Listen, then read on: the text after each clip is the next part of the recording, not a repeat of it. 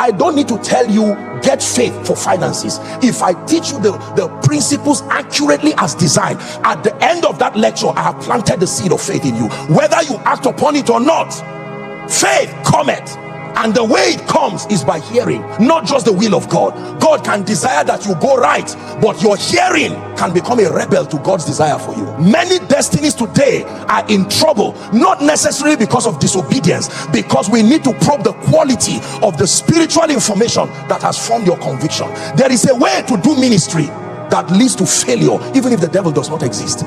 There is a way to do business that insists that you must fail. I hope you know that failure too is not automatic. Failure is a reaction. Something plus something equals to failure. So when you fail frequently, it is because of mastery in error or mastery in ignorance. You are engaging a law repeatedly.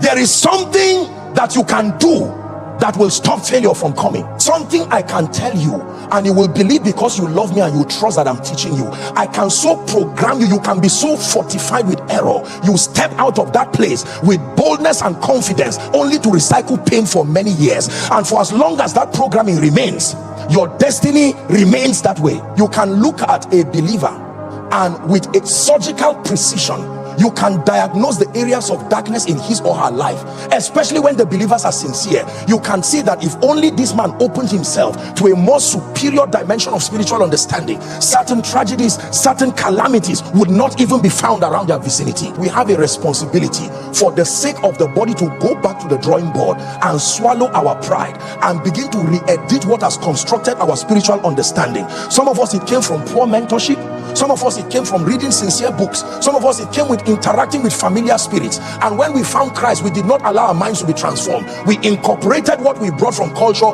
mixed everything up, and formed a faith thought around it. The consequence of this ill feeding of the priest is the quality of believers that are presented within a territory. You can literally assess the quality of the teaching priests within a territory, are we together, by sampling the quality of the spiritual lives of the average believer. While others have been laughing, you've been quiet, crying. So this is what I believed for 5 years, 6 years. I wrote books honoring this error. I argued with people honoring this error, and I'm about to mentor sons and daughters to be loyal to that error. But thank God for a conference like this with one communication of truth. You see, no matter how long darkness has been, if you off the bulb in a room for 10 years, if you on that bulb, it will not take 10 years to on. It will on immediately. Are we together?